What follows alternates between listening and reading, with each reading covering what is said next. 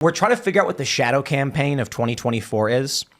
And it may just be they'll try ballot harvesting again. I don't think so, because Republicans are wise to that and are planning it too.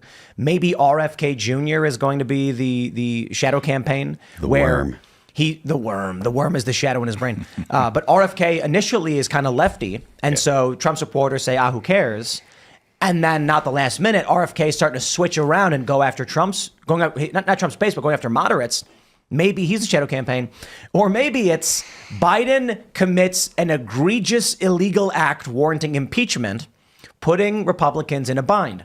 Either you impeach the guy who did something wrong that everyone can see and he's bleeding support, or play politics, refuse to uphold the law and your responsibilities under the Constitution, and then what are the American people going to think? Makeup of the Senate. He'll never get removed from office. There's zero to lose by the Republicans actually bringing up the charges. Do it all. Like, the House should bring up the papers, write them up, get them into the Federal Register, make sure that it goes into the Library of Congress. He was impeached because of, so that way you see, so it's on the record. Then the Senate will not actually remove him from office. Who cares?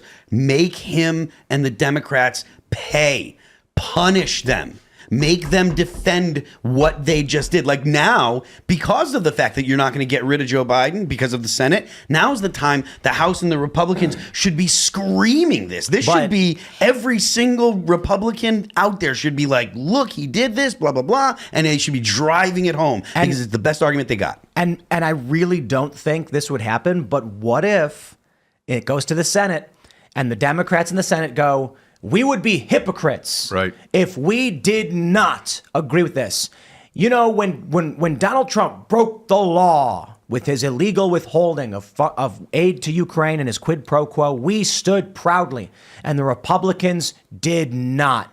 We stand before you today and say we will hold Joe Biden accountable for defying Congress. We are not the hypocrites the Republicans are. If they do that, I'll shave my beard. Oh my gosh, Congress, please. No, but a fair point, though. They wouldn't do that. The thing is, there are only 51 Democratic senators, and theoretically, you could have someone lobby who's like, I think Biden, I don't know that this would work, but hypothetically, you could have some interest group come along and say, his actions in Gaza are so serious that you need to vote him out no matter what. And then they would just have to join with Republicans. Like, because this issue has hurt his campaign and his legacy as president, not that it was so good before, but it's hurt him so badly that it's weird. It makes his impeachment more likely than Mayorkas. And we know Alejandro Mayorkas, the Secretary of Homeland Security, has done a terrible job. It's everything you're saying is true. It's just the most likely outcome would be that he wouldn't. You know? I agree.